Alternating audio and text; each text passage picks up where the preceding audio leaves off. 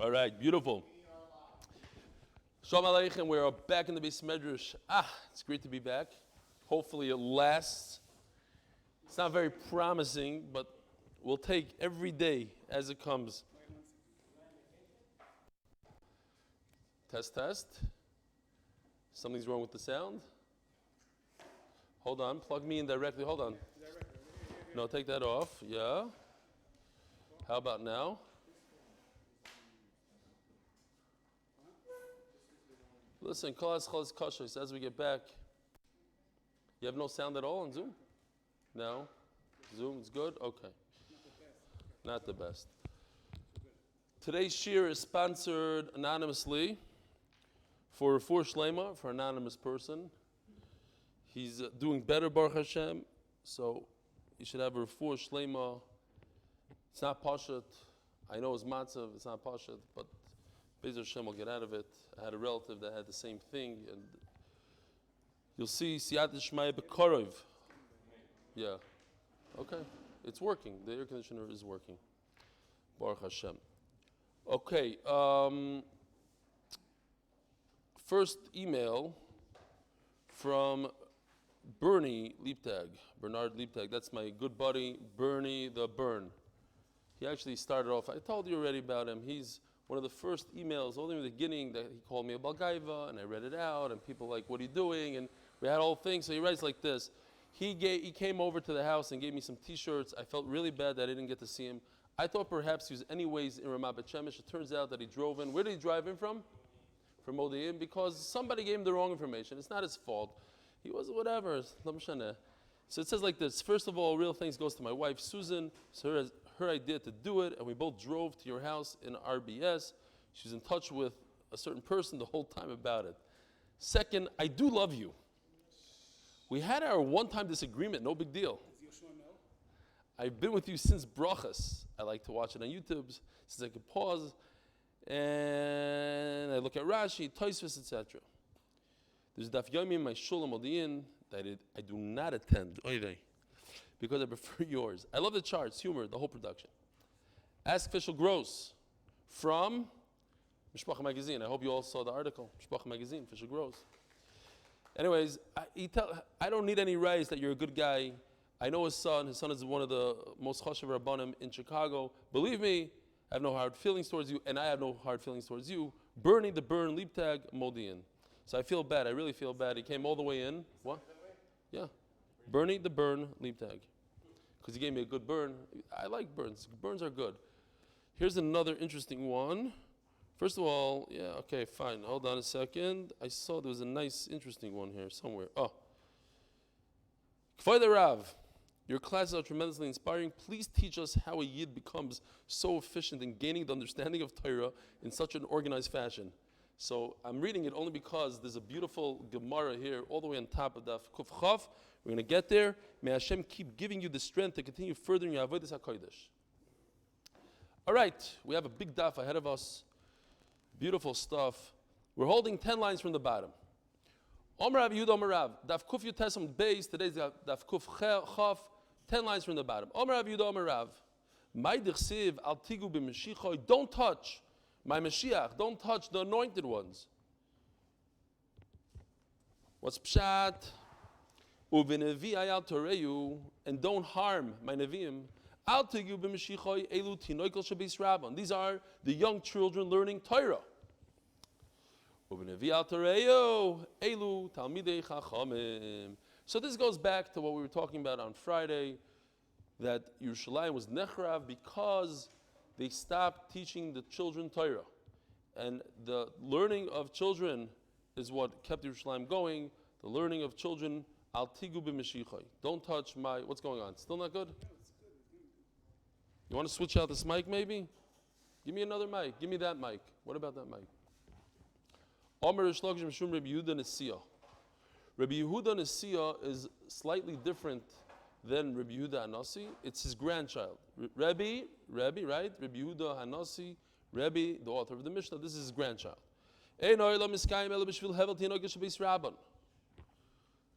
The world stands because of the Torah that the children learn. How many children do we have? Wow. Who? We have a whole bunch of children. B'li Ayin Hara. Givalik. What? No, you're bar mitzvah already. You're a big kid. Okay, so we have five kids. Ari, you don't count. Beautiful. All right. Tinogi Shabbos Ram, they're still doing. They're going strong from brachas. You think they would pop out, they would drop out in Shabbos. By the way, this Masechta happens to be for now. No? They mamish made a Shemra for Shabbos. I love this Masechta. Love it. What are we? We're chopped liver? You know who I am? I'm Rav Papa, you're Abaya.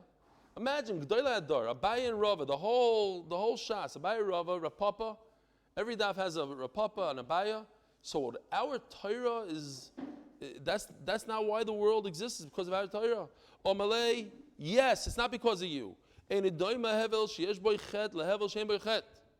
These children don't have chet. A shtickle, yeah, you maybe a little bit with the kibbud avein. No, it doesn't count. It's mamish Torah, pure Torah without an aveira. That's why the world exists. Another one from Yehuda Nitzia, Rebbe's grandson. You hear this? You don't take your children on chalamoyed trips. You don't take them out of school to go to the dentist. He's laughing. You don't take them out of school for anything. Not even afilu lebinyan beis hamikdash. Their Torah that they learn in school is more valuable than building the Beis HaMikdash. This is a little shocking. I didn't really see anybody talk about it, but it says Rish Lakish says, this is what I got from my forefathers. Now Rish Lakish is known to be a listim. He had a bad start in life, and only after he met Rabbi Yochanan made him a Baal Tshuva. So I'm not exactly sure what this means. V'amri lo, ma? V'amri lo, ma v'yisecha. He went off? You mean he first was that's what he heard? You heard that he went off. Okay? If that's the case, then it's a good shot. And some say that he turns it to him. In other words, who's your Avisecha? Who's Rabbi Yehuda Nesiya's Avisecha? No, Rabbi Isai? I just said it. Rebbe.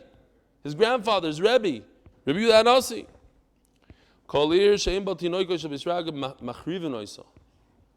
Become destroyed. Now, a churva has something to it. It's still charev, but it has some wall standing. It's not completely obliterated.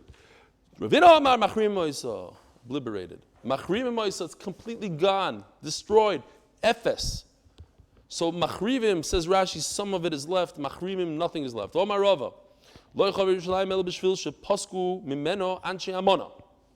The reason why Yerushalayim was destroyed is because there were no more trustworthy people. Shenemar shoytetu b'chutzis Yerushalayim, uruna, go around in Yerushalayim, udu b'akshu b'chaviseh, go around and ask people, im timtzu ish, oisa mishpat mevakish emuna, if you find a single individual that's trustworthy, ve'eslach la, and I'll forgive it. All you need is one person.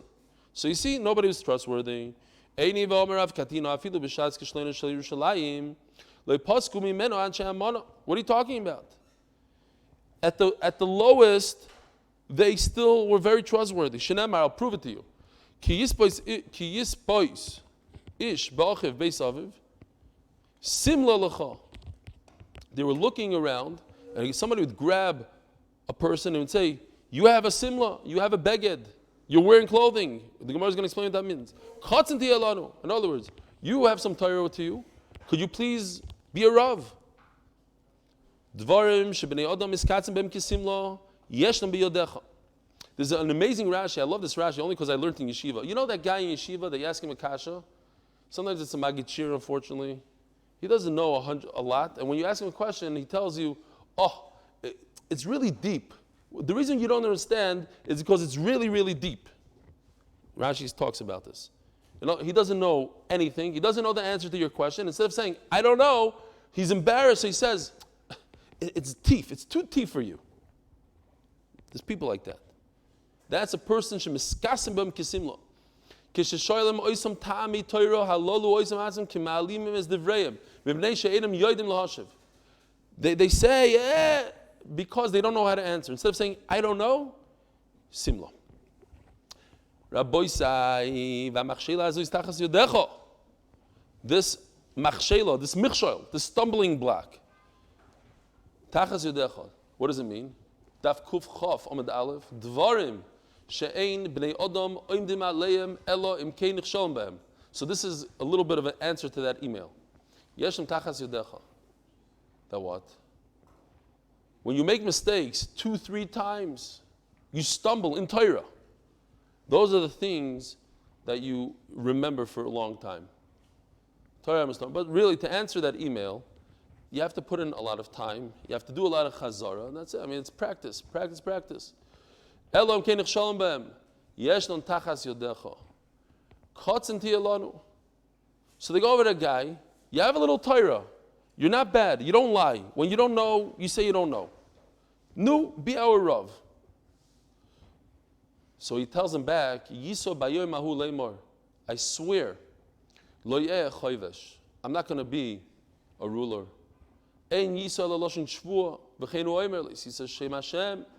It's a loshen shvua. Lo yeh choyvesh. I'm not going to, what's choyvesh? Choyvesh beveis ha'asurim. I'm not going to lock myself up in a shul, in a beis medrash and learn Torah. Lo yeh mechoysh hazim beis ha'medrash. What are you talking about? You picked the wrong guy. Again, what's going on here? We're looking for a guy to rule. So they go over to this person, they say, could you be our Rav? You know how to learn. You know some Torah. He says, no, I don't know anything. I don't know Mikra, Mishnah, Gemara, I don't know a thing. I can't be your Rav. The Gemara is trying to prove that they're so trustworthy. You went over to the guy, be our Rav. So if he was a little bit of a drake up, he wasn't a trustworthy person. He said, fine, I'll be your Rav. How much do you pay? What's the salary? So it sounds like a nice salary. I'll be your Rav. You think I'm a chashuv guy? Great. Could I sit in the Mizrach? Could I put on a frak? Could I get a salary? And instead he says, Ein lech vein simla. So they were trustworthy. In Yerushalayim they're trustworthy. She'en biyadi loy mikra v'loy mishnah v'loy gemara. Says the Gemara, what's the big raya that they were trustworthy? Umemai dil mashani hasam di amalu gemirna. If he lied and said, yeah, I'll be a Rav, omrlei emilan. A minute later, they started calling him up with kashas, with shilas, and he doesn't know a thing. He's going to look like a fool. So instead of looking like a fool, he pretends he's a big anav. He doesn't know it, because he really doesn't know anything. You can't fake being a Rav when you don't know anything. Says Gemara, no. What he should have done is, if he was a Balgaiva and not a trustworthy person, he'll say, listen, I used to be a tremendous Talmud Chacham. I forgot everything. I had amnesia, I forgot. Instead, he says, I never learned the word. I'm a big Amaretz. No, so that's trustworthy. He's a nice guy. Says the Gemara,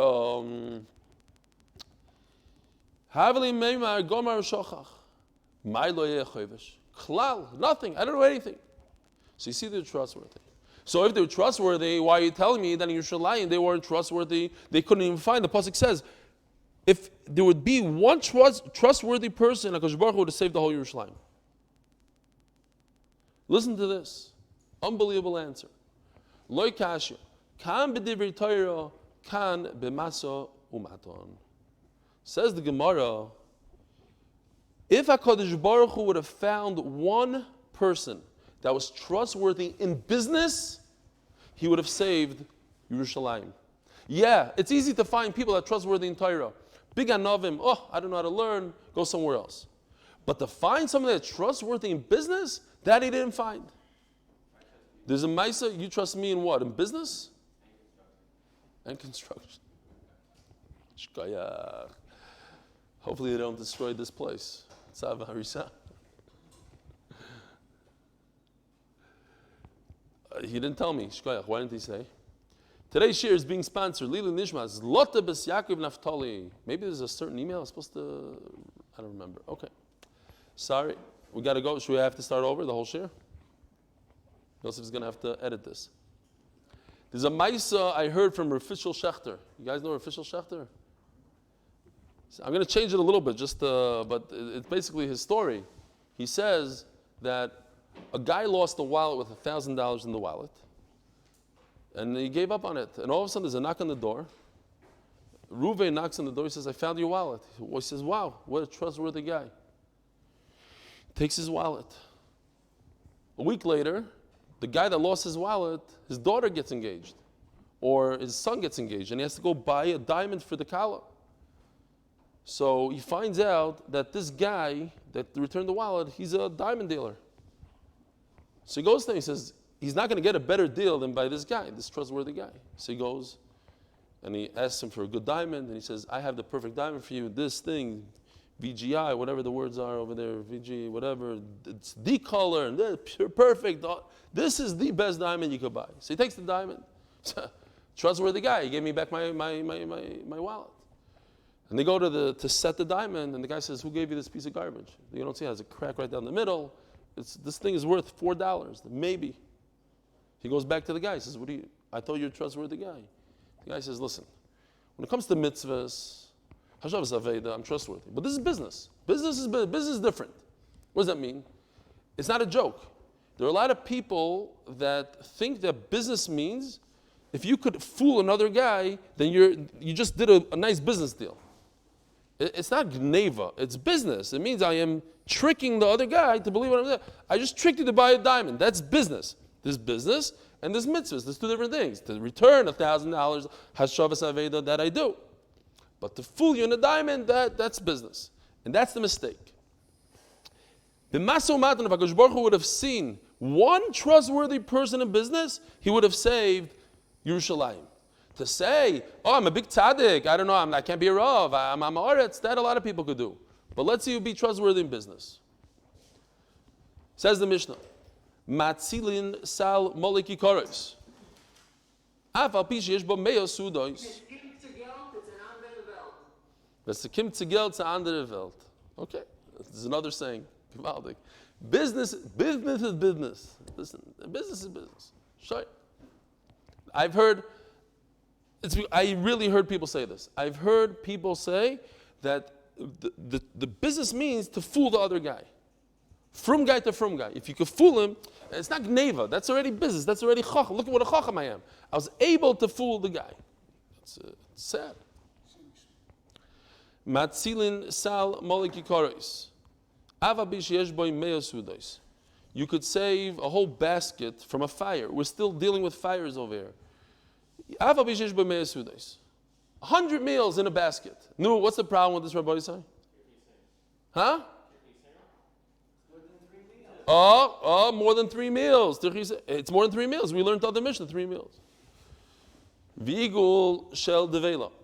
A eagle shel devela is you put a bunch of figs in a barrel, a whole barrel worth of figs, and they just become like one chunk of figs eventually. All the honey comes out of them, whatever, they become one chunk. How much does something like that weigh? A lot.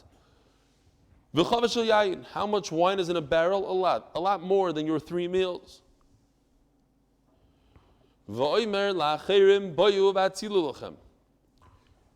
And he could tell other people, come and save for yourselves. Now, how much could other people save? The Ran says over here, and we could use it for the Gemara later, but we'll say it over here. Very interesting, that when it comes to your own saving, so we have the Svara, the whole parak was saying the Svara of Adam Bo'olam Hamayna. A person is so stressed out from the fire that he can do crazy things. But if it's a stranger, it's not his fire. If it's not his fire, he can go and save for himself as much as he wants. And then he sticks in a little bit of a chap, the Ran. He says the opposite. If you're going to extinguish the flame, if that stranger is going to extinguish the flame, he's not going to be able to take any more food. The whole reason he's taking food now is because there's a fire. He has to save the fire, so he gets free meal. So he doesn't want the flame to go out, because if the flame goes out, the guy says, stop. It's good. You go home. Don't take any more food. So Adarabba, a stranger doesn't want the fire to go out, so maybe he could save a bunch of stuff. But la halacha, we say the exact opposite, that a person can only save up to 3 meals. That there is bowl. Fine. The Gemara is going to explain what's going on here. If they're very smart, they will realize that they could charge him for saving the food. Where do you save the stuff to? It has to be. When we had this sugya by Sefer Torah, we said it's a mavui with the proper lechi. And sorry, not the proper lechi.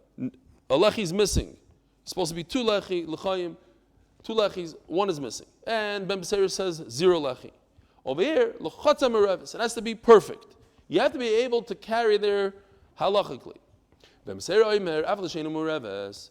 And Beseir says, no, we made a special kula when you have a fire to save your food. You could bring your pots, your pans, whatever you need. You could save. Says the Tanna Kama, he could put on himself anything. So I have a picture. It was a funny picture. You don't really need it, but I thought it's cute from Yoni. What does it look like? Here. See this guy? 5 coats, 5 scarves, hats, shtreimel on the top, whatever. Just cute. Does he want to pay for an extra bag? Huh? Does he want to pay for an extra bag? No, because we'll see. Who says you can carry like that in your hands? V'loivesh, you have to put it on you. Now, that is a hecker. That's different than putting in a bag. By you wearing it like that, which you don't have with food. You have food, you can't stuff it in your mouth. You have to put it in a bag, and that's the problem. You might put the fire out. But now that you're wearing 5 coats, and you want to put out the flame, you're going to say, wait a minute, why am I wearing 5 coats? Something's funny here. So that's going to stop. That's the hecker. Rabbi Yossi Oimer, Shmona Kelim. You could only take out 18 begadim that is normal for you to wear. In those days it was 18. The Gemara goes through a whole cheshbon what the 18 are. But only one time. You can't go back and forth and take out 18 plus 18. Now it goes back to the Tanna Kama, v'chayzev, v'loivesh, u'moitzi. This is not according to Rabbi Yossi. According to the Tanna Kama, you could go back and forth, back and forth. Come help me, says the Gemara. But in the other Mishnah we learned, you can only save 3 meals. Omar. Rav Huna, so pshat number 1 is when you grab one bag, one giant bag, so you can take as much as you want. But when you're bringing a bunch of different things from the kitchen and a kugel and a this and a that is only 3 sudos. We said it's all these sudos are in 1 sal. 1 sal is fine. And it seems like from the Gemara, this is what they speak out, that this is the lahalacha, this is the pshat. Why? Because the Gemara is going to ask a question according to this pshat, according to Ravuna. Now, new pshat.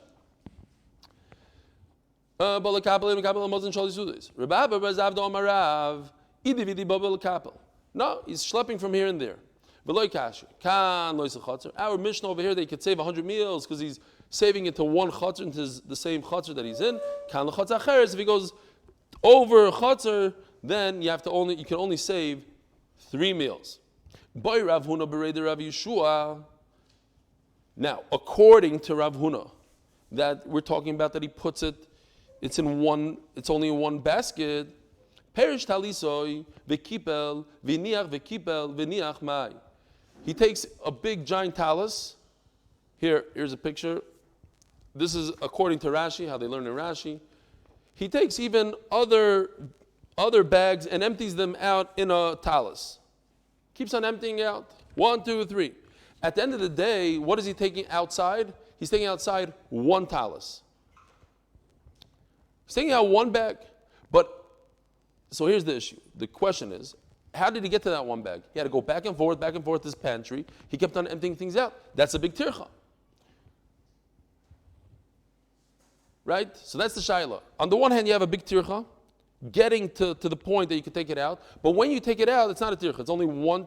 You're only taking out 1 thing. To fill up your suitcase with a bunch of things from different closets is a tircha. But once you have that 1 suitcase, you take that 1 suitcase outdoors, and that's it. It's 1 haitzah. Is that okay or not? Says the Gemara, prove it to you.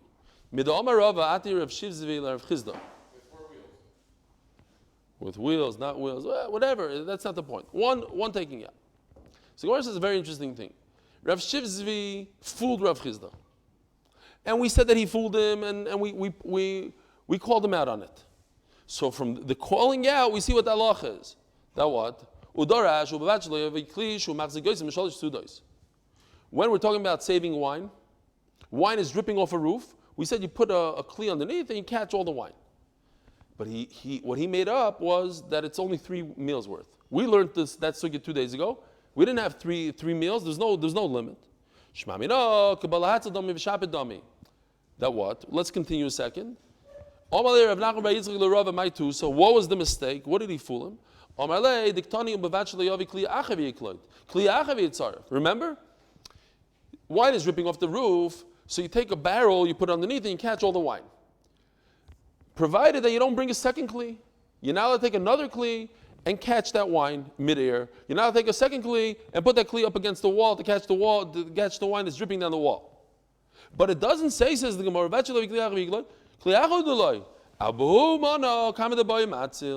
in one kli, you could save more than 3 sudas. So why did Rav Shizvi say that it's only 3 sudas? The bottom line is that if I have a barrel catching wine, I can catch more than 3 meals. So too over here, if I have this blanket and I fill it up with a lot of food, it could be more than 3 meals because I'm only taking one out. The Gemara assumes that it's the same idea basically. Over there it's 1 barrel.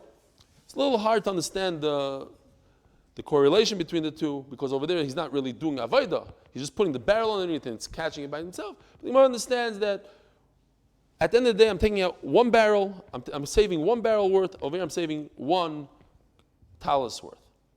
V'igul shel dveila. And it says in the Mishnah that they can make a cheshbon with him. So what's the lashon over here?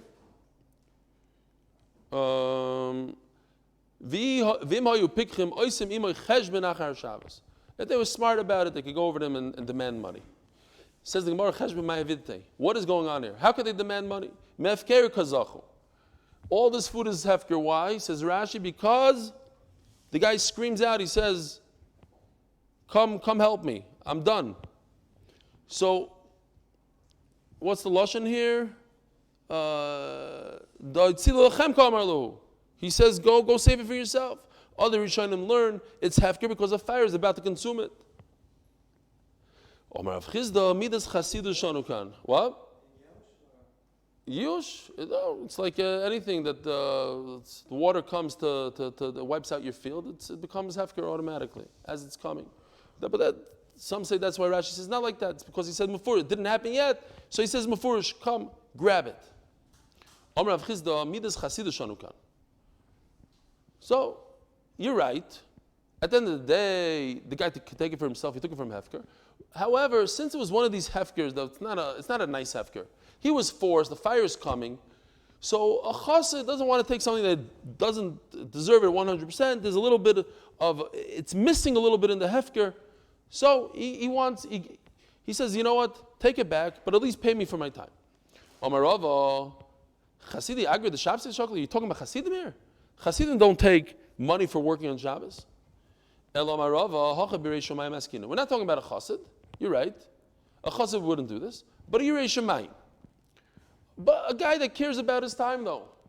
You're probably thinking to yourself, what kind of guy is this? The guy's a fire, you're helping him, then you're going to come demand money? Whatever. He doesn't have money. He has other things. He has a business. He helped him out, but he wants to be compensated for his time. He doesn't want to take freebies from other people. However, but he doesn't want to work there for hours and not be compensated, at least for his just for his time.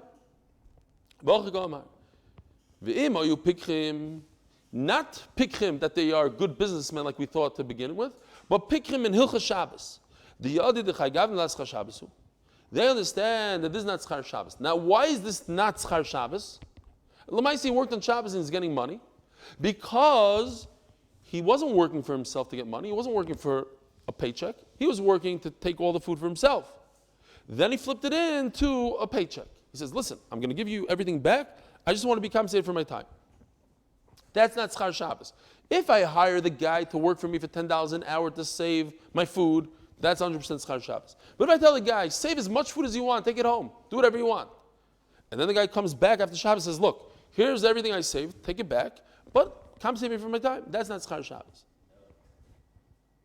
So He's not a pikeach. Like, what do you mean he's not a pikeach? He's a Yer Shemayim. He's not a Pikeach. You mean your Shemaim is not a Bikach? It's automatic? Is that what you say? Chas v'shalom. No. No, I want to say exactly the opposite. Yeah. The what? Shows that your Shemaim is a Bikach. He's a Bikach in Hilchos Shabbos. Like you said once before, like whatever you're going to get, you're going to get. You could do it in a mutter way, you could do it in a nasa way. Okay, but also you see in Gemara, the Gemara it's black and white. I think in our days nobody would have the chutzpah to go to somebody and say, "Hey, pay me for my time." It's not accepted in our days, but maybe it's more out of a busha, out of a. But over there, listen, I worked for you. I spent my time. I wanted to do homework with my children. Instead, I helped you in the fire. I think I deserve a little bit. The minimum wage, whatever it is, pay me. Even though it's Shabbos. It's not. He says he's a Bekeach in Hilchos Shabbos. It's not usher to take that money, because had he started out to take that, if he worked just for the money, that would be usher.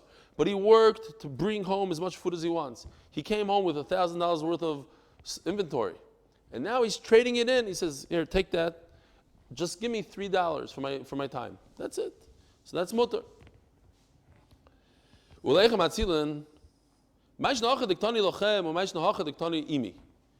How come when it comes to the food over here, when it comes to the clothing, it says imi. When it comes to food, it says lochem. Save for you, and for the clothes, it says save for me. Amri. Gabe mizoynes ktani lochem, mushum, delikachazu elamazoin, shalish sudos. You have to take it, because I could only save 3 meals. So everything above 3 meals is for everybody else besides me. But clothing, he could save as much as he wants. He could use this clothing over, he could change into different clothing and save as much as he wants. And Memela, if you're going to save it for me.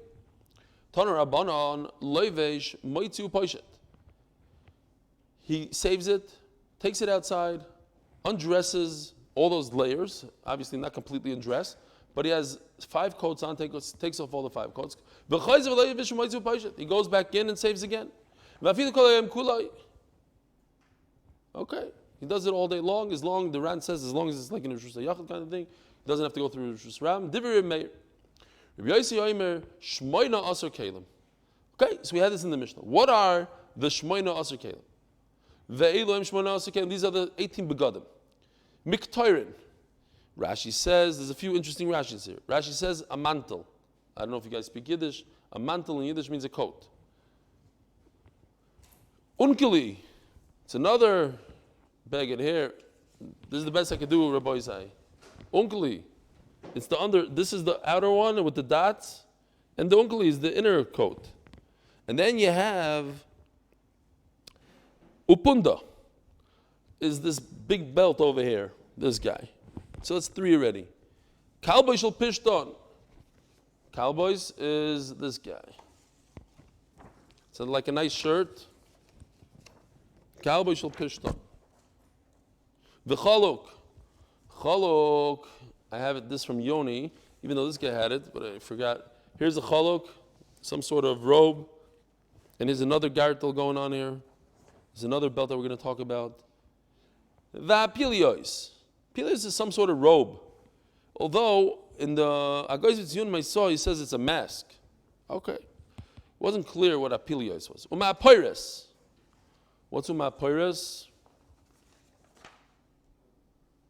Where do we have apires?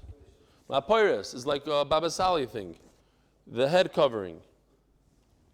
Now, Ushnei Sfreikin. Where's the Sfreikin?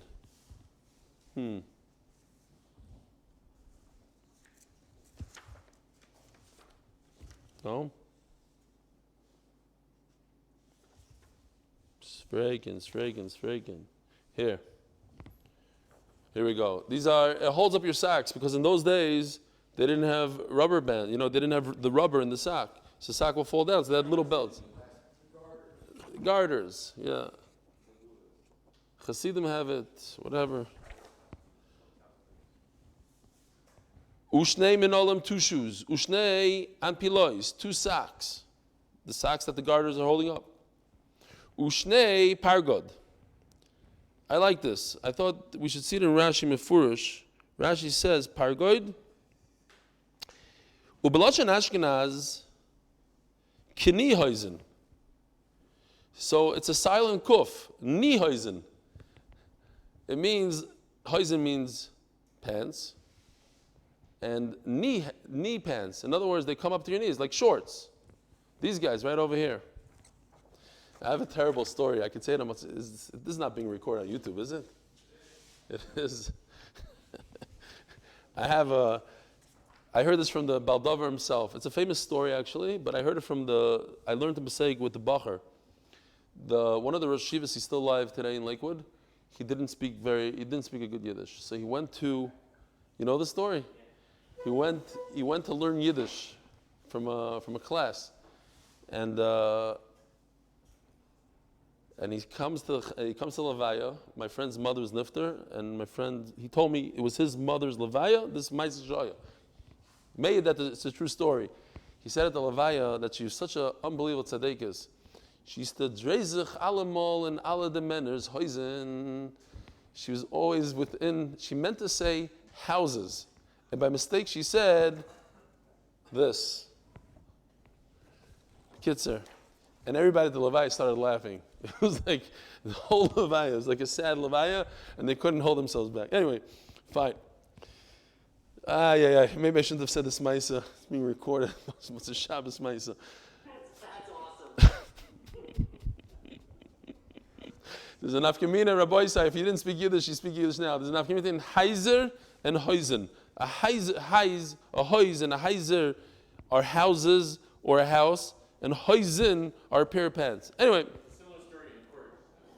I heard a different version. But this story is bad enough, I think, for this year. I don't. In court, same thing. Mom is saying, what, in Yiddish? Yeah, they needed to translate it. The translator messed up. So you speak with the living room. I got it. Okay, fine. Says the Gemara. Now, v'chagor ushnei pargo v'chagor shebemasnav. We have that little belt that we showed before. V'koiva sheberoishoi, and a hat on his head. V'suda shebetzavaroi. Now this is a little gross. Rashi says he has a thing that goes around his neck. He has like a little a scarf. What does he use a scarf for? Says Rashi, to blow his nose, to wipe his mouth, his eyes. Says Rashi. He doesn't say nose, but I think that's what he meant. So whatever the minig was, whatever they felt was normal in those days. Says the Mishnah. Rabbi Shimon ben Anas oimer porsin or shalgdi al gabi shido teva umigdal. Shida teva umigdal is very famous throughout Shas, but here's the picture of what it looks like. It's a bunch of boxes, a bunch of closets. When it comes to Tumah, we talk a lot about shida, teva, umigdal. But the idea is the same. Now what? You have a big fire about to burn your shida, your armoire, call it whatever you want, the dresser. Sha'achaz b'mur. So what do? You take a piece of hide, which is not muktzah. You designated it, whatever, it's not muktzah. You put it over your dresser, so when the fire comes to that piece of hide, it's not going to burn it. Worst comes to worst, the fire will singe the hide, but that's about it. Reb Shimon ben Ana says the Gemara is going to describe holds of the concept of gram kibui. This is not so much gram kibui, but he holds that if you cause a fire to go out later on, it's a grama. Gram nezakim potter, gram kibui potter. I'm not pouring the water on it. The water, when the fire reaches here, and I put the water here 1 minute ago, it'll explode and it'll put out the fire. That's a gram kibui. And I can make a wall out of my vessels, bein meleim, whether they're full of water, bein rikonim, they're empty. B'shvil shalei tavar ad leiko. Rabbi Yossi oiser b'chlei cheres chadoshim meleim mayim. Rabbi Yossi says, look, if the fire is going to hit the kli cheres, it's going to explode, and the water is going to pour out, that's gram kibui. I hold that's aser. L'fisha yicholim lekabel saur. They can't withstand the fire. Ve'misbakim u'mechaves ad leiko. Rav Yudom Rav, talis ochaz ba'ur mitzad echad. You have a talis that is it went up in flames. Noisim alei mayim mitzad echad. I could pour water over one side. Vim kofsa, and if it extinguishes itself, then extinguishes itself. Now, I just want to point out, because Taisus keeps on bringing this point up, and every single time we run out of time, but it's Motzei Shabbos, we have all the way till 11 o'clock. So Taisus says there's a concept called Shriyasoi Zeu Kibusoi, that you're not allowed to pour water on clothing on Shabbos because pouring water on clothing is mechabas. It's cleaning the clothing. So what do we do over here? I'm just saying it because it's halacha l'maisa. Now, on a towel, I could pour water on a towel because it's derech lichloch, it's making the towel dirty. So if I go in the exact reverse, it's a brand new beged, brand new talis. It has no stains on it. Then it says Tosfos that I'm allowed to pour water on it. Or some say you have to pour wine or something that makes it that you're not cleaning it. So Tosfos has this thing that if you pour nice cold water on a perfectly clean beged, you don't say shriyasoi zeu kibusoi, you're not actually cleaning it. Some say that you have to pour something that's really bad. And the Shulchan Aruch says it's okay, you can pour water as long as it's clean. For whatever reason, the Mishnah Berurah says since there's Rishonim that say that's a problem, you have to pour wine, he says stay away from water in such a case. Because you hear the problem, a problem of Shriyasoi Zeu Kibusai. Okay, fine. So Rav says that if I have a talis and I have a fire on one side, I want to save half my pants, I pour water on the other, I don't know what you're going to do with half a talis, basically it's going to save it.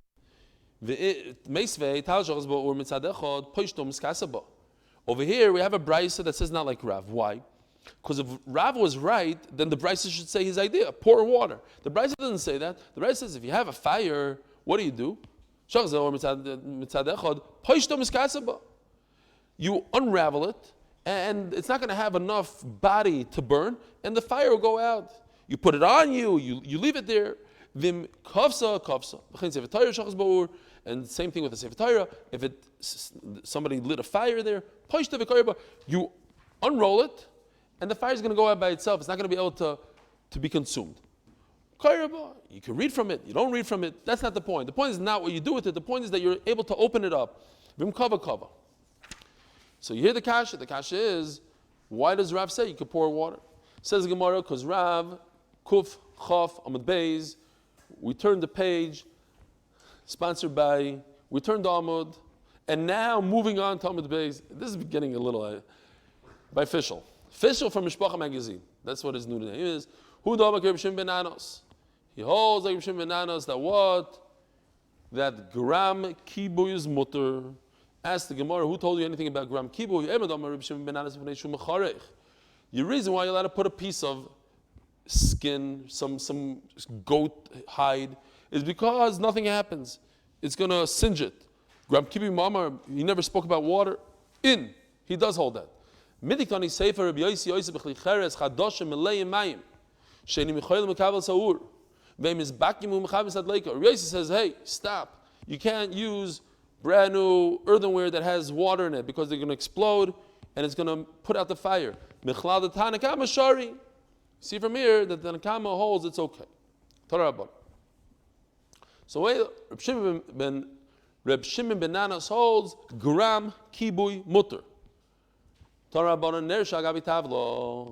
a picture. You have a table.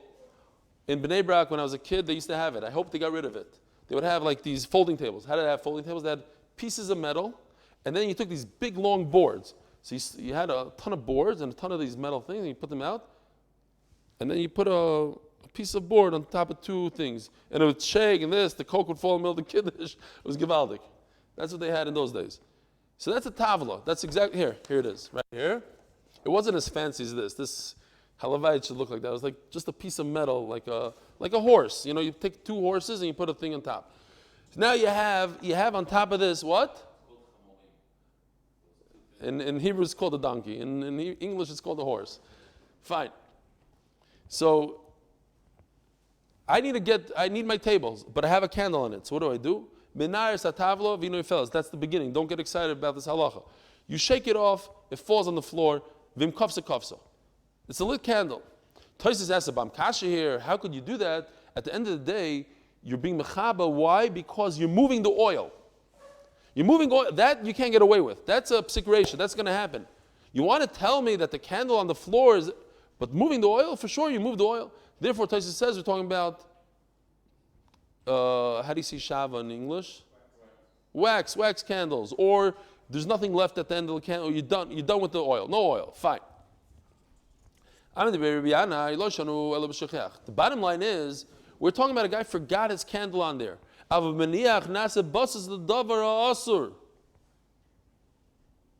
So here's the aside.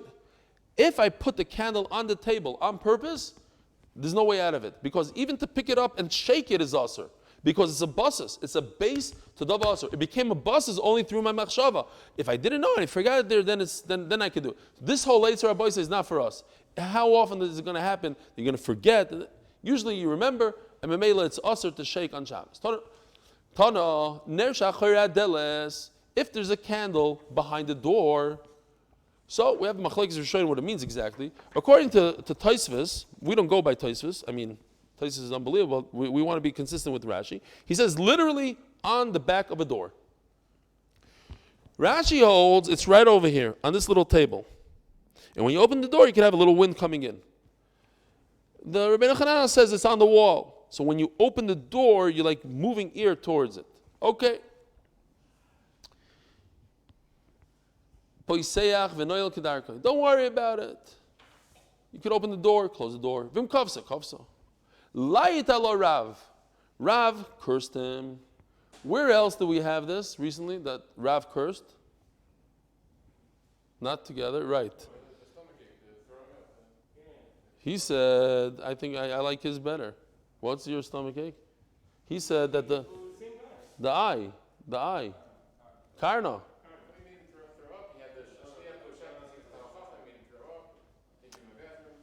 No, that was Rav and Shmuel. That was Karna, yeah. So what did you say throw up? It made his eye, a thing come out of his eye. A cataract. Karna. He said, what's your name? Karna. Yeah, fine. Okay, but Dailam knew what we're talking about. Laita la Rav. So Rav made, he cursed him. What is it? Why? Why did he curse him? Right? Oh, now we're bucking all these things. We had it many times. Davar she'ein miskaven is asur, according to Rabbi Yehuda. He didn't mean to put the fire out, but hey, even if you don't mean to, you're chayev. And why did he say it's mutter? Because he holds like Reb Shimon that davar she'ein miskaven is mutter. Mishum the Rav Savala Reb Yehuda called the Tana Reb Shimon mela lightly. What? Because you hold like the other man the Amar, so that's why you get cursed. Not only that, I think. How do we paskin? We paskin like Reb Shimon. I mean, in those days, not. It was still Rav and Shmuel, Machlekes Rav and Shmuel were paskin. But today, yeah. So why is Rav cursing him? Amalei, Ba'afil Reb Shimon Moida, the famous line, Do Habayu v'Rav Adam Tarbayu, Moida Reb Shimon Psik Reisha v'Layamos. If it's 100% going to happen, that the fire is going to go out, then you can't say I didn't mean it. That's the Psik Reisha. Then even Reb Shimon agrees that it's asur. Rav Yehuda, you have a big flame, you have like a fireplace, and you open up a door. Now it gets a nice draft. It enhances the fire. Abaye says, "What are you doing? You cursed it out."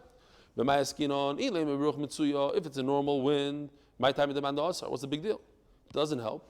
If it's a big gust. My time in the man shari. What's the svar to say it's motor? Okay. By the way, just before okay, we'll go by. My time in the man shari. Loilam beruach mitzuya. Mar sova gazrinon umar sova lo gazrinon. So we're talking about a normal. It's not a big gust. It's not really helping the flame. But whether or not do we have to make exero? If you tell a guy just you could open the door. This person that has a fireplace doesn't know the difference. He keeps on opening the door every Shabbos. One Shabbos, when a tornado goes through town, he's not going to remember. He's going to keep on opening his door, and maybe have to be geyser. It says in the Mishnah that you're allowed to build a wall with bottles of water and wine, whatever, and then when the fire comes, they explode and the flame goes out. So you see the Rabbanon hold gram kiboy mutar. Rabbi Yossi saw that gram kiboy asur. As the Gemara we find the exact reverse. The So it says, it's interesting. It doesn't say 100% reverse, but we'll see. It says in the Brisa, you can make a mechitza out of these kalim. And only kalim that don't break and kalim that are empty. So if you have a metal kli, you have a nice pot, a soup pot, and it's full of soup, you could put it as a mechitza in front of a flame. Why? Nothing's going to happen. It's not going to break open and put out the flame. No,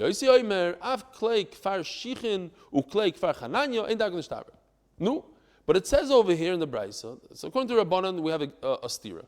Rabbanan say you can put any kli in there, even if it explodes, it's great. Over here they say you can't. Another problem is, Rabbi Yossi is more mekel than Rabbanan. In our Mishnah, he's much more machmer. Rabbanan said you can put kalim, they explode. Says Rabbi Yossi, you cannot put kalim. Over here, he's the one that says, listen, you could even use these clay kfar shichin, which are very strong, powerful earthenware. Okay, but Rabbanan say you can't. So I have a situation where Rabbi Yossi is even more mekel than Rabbanan. What happened here? Maybe I'll flip the names in the Mishnah. So that's one way. If you really get stuck, a brisa, stira, okay, so change the names around. Rabbi Yossi the brisa, the Ram Kamar. Rabbi Yossi in the brisa says I could even use these kalim. He's saying according to you chachamim, you could use these kalim. Even you guys who hold that you cannot put anything that explodes, but these clay cheretz from shichin, it's okay according to you. I hold you could put any kli, that even plastic that just explodes and the water is going to put out the fire. I hold it's mutter. I'm going to the devrechem. As the Gemara, how can you flip the names? Who's the one? He says mefurish. Who's the one that says it's also to do gram kibui? Rabbi Yossi. So forget it. You can't switch the names. And I have a way to explain it. This whole brisa doesn't have a chachamim in it. So you can't ask a contradiction between chachamim of the brisa and the chachamim of our Mishnah. There is no chacham. Take it out. This entire brisa is Rabbi Yossi. Rabbi Yossi holds gram kibi aser. Therefore, I cannot put anything that will explode and water will put out the fire. What could I put? Empty dishes. And if the dish cannot break, like it's metal, it's metal. All these things that don't break. Ask the Gemara Kasha. This is a beautiful sugya, Rabbi Yossi. Listen to this sugya. A guy has Hashem's name written on his skin, not in a tattoo. Somebody wants to get back at him. He knows, let's say he has to take a shower, he has to go to the mikvah. Guy, one of his friends, a prank, writes Hashem's name, Yudke Vavke, on his arm. What does he do? It's a beautiful thing. It's a terrible thing, but listen to the sugya. He finds Hashem's name on his skin, and the Gemara is going to say in a second, we're talking about it's wet ink. It just happened a minute ago. Can't take a shower. You can't anoint yourself. And you can't go into the bathroom. Let's say he's about carry. He has to go to the mikveh right now. I was once in a shul in Brooklyn. This is not important, but I was a young kid, I don't know, 15 years old maybe, and the guy got up there and he said in the parasha, what was it? What's the parasha of Truma, of Bikurim? The first psukim in Bikurim. Menachem. What parasha is that? Huh? Kisava? He says, and Rashi says, Adam yored tech sadeyu, v'roya prish loy bichra, koyrech ole geming, v'oimer, whatever. And he says, yored adam tech sadeyu. He's a yored. If a person is a yored, he has a nefila, and I remember, what is he talking? I've never heard drushes like that. But whatever, he was a chassidisha guy, he's a rebbe. He says, koyrech ole gemi. What does gemi mean? Gudel Masa Hashem. That's what Gary. Once you realize how Kosh Baruch Hu, okay, fine. So since then, every time I say Gemi, Gudel Masa Hashem. Huh? Koychala Gemi. The Yored, the Toivel. Oh, over here it's that. What is he going to do? I didn't realize. This is Mamash Estira. First, Gudel Masa Hashem. Then he becomes a Yored. But then he's Toivel. Rabbi said that's the Pshat. Okay. I chap. So anyways, so you put a bandage on it, you put a reed, gemi is a type of a reed, you put it on your arm over Hashem's name, and you can go in. What does that mean? Rabbi Yossi Omer, Lo'ilam Yorev v'toilo kidarkoi, ubevad shelo yishavshiv. Rabbi Yossi all of a sudden says, what's going to happen? He's going to go into the mikvah. The water of the mikvah, especially with all the chemicals in it, going to take off the Shem Hashem. What is that called? Gram mechika, or whatever you want to call it. It's a grama. As long as you don't rub it, it's okay. But over here, Rabbi Yossi is the one that says gram mechika is mutter, and Chacham say gram mechika is aser. In our Mishnah, gram kibu is mutter according to Chacham, and gram kibu is aser according to Rabbi Yossi. The shittas are reversed. Says the Gemara, you're right, they are reversed, but there's a reason. Shani asam domakro v'batem shema min hamokem ahu lo yisasun kein l'Hashem elikechem. The avodah zarah you have to erase, but Hashem's name don't erase. But it says lo yisasun asiu da'aser grama shari. The isser is to do. Asiya grama going into a mikvah and coming off by itself, says Rabbi Yossi says in the pasuk mutter. Hey, by Shabbos it also says, don't do the 39 melachas. Asiyu also grama shari. So it's mutter to put these bottles of water in front of a fire, grama. Says the Gemara, no. Now we come to the big yisod that we keep on saying. No, over here we have a concept. The person is in such a stress situation. Isharis asal chabir. Chachamim were yari l'seif daita shaladam. They understood the psychology of man, and they understand that if he's in a situation and you don't make rules for him, at the end of the day, he's going to put out this fire. Ask the Gemara, I have a question about here. When it comes to fire,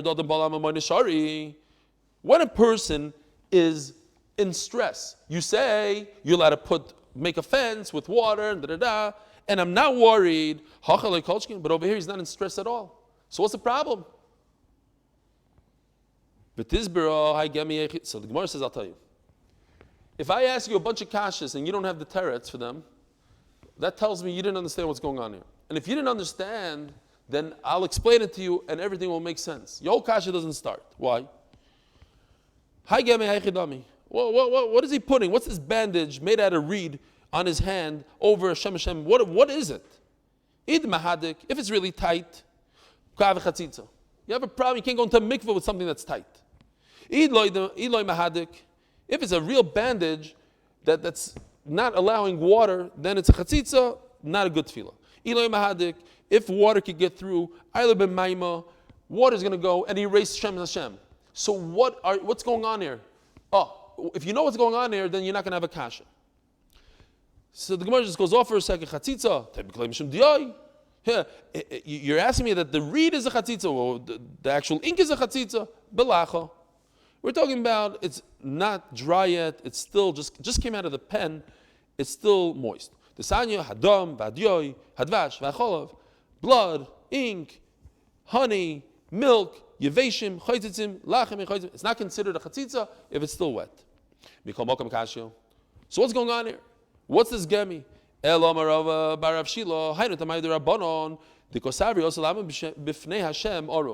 a different problem. You have Hashem's name on your arm, let's say, and you're standing naked. It's a problem. You can't stand in front of Hashem's name naked. So therefore, I put a gemi on it.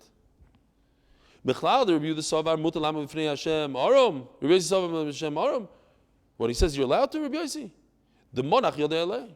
She's talking about he put his hand on top of Hashem's name. So according to the Rabbanan also, he put his hand on it. He says, Gemara, no, sometimes you're in the shower, you need to put the shampoo on your head, so you're gonna go like this. You're gonna take it off and put, I forgot to, so I'm scared that you're gonna expose Hashem's name. What's going on here? What's enough community between Rabbi Yossi and Chacham? Says the Gemara, okay, I'll tell you pshat. If you have it available, great. Here, I have a gemi here, mamish. This is a gemi, a rubber band. Put it over here. Shmak.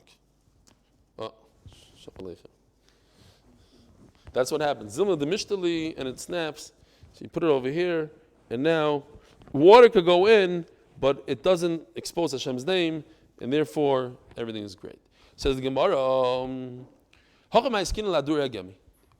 Machlokes is, do I have to go look for this gemi? Rabbanan Savri Tefillah Daf Kufchof Aleph Amud Aleph Tefillah Bezman Alav Mitzvah, and we had a major machlokes in Masechtas Nida whether or not you have to go to the mikvah. I'm going to show you. I'm going to prove to you that if you were during Nida, you remember the sugya. Whether or not you have to go to the mikvah the second you're available. So let's say a zav is able to go to the mikvah during the day. He has to run to the mikvah that second. Machlokes, does he have to run right then, or he can push it off? He's busy now.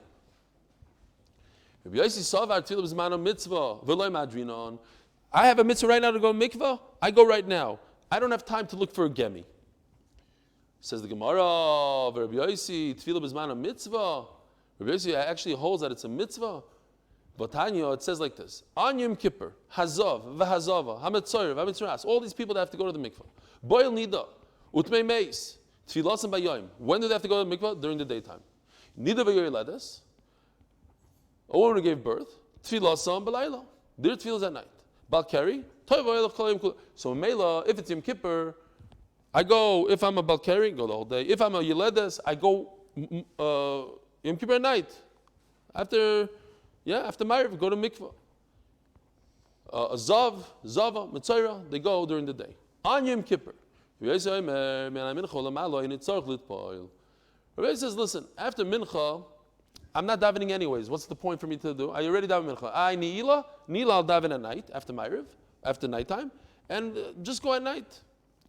Says the Gemara, what do you see from here? The Rabbi Yossi holds tefillah b'zmana, lav mitzvah. Why does he say push it off to the night? I have to go right now.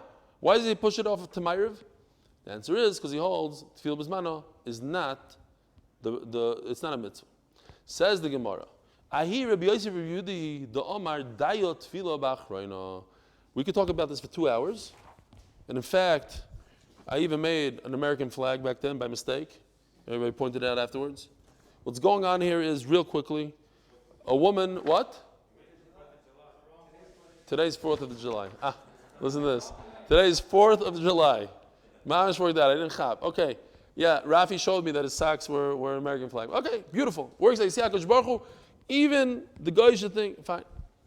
Mamish, what's going on here in this chart? The Gemara over there discusses a case where a woman has to go to the mikvah 35 times in a row. In fact, she could even go 80 times, whatever, in a row. Why? What happened was that she left town, she was pregnant. She comes back, she was in a car accident, something happened to her. She doesn't know what happened. She has no clue. She doesn't know if she gave birth, she doesn't know what she gave birth to, a zachar, a keva. Is she nida? Is she a zava? She has no idea. So Mela, we're not going to go through the whole thing. The point is that every day she goes to the mikvah once in the morning, once in the evening. Because as she has to go, tefillah b'zman mitzvah, she goes in the morning.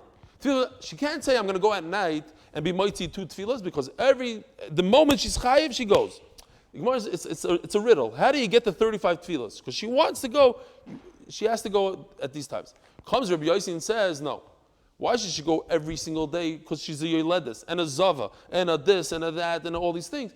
Let her just go the last final day, she'll go one time. That's a different Rabbi Yossi. That's a Rabbi Yossi who doesn't hold of tefillah zman and mitzvah. But our Rabbi Yossi, here's a riddle. Who's our Rabbi Yossi's father?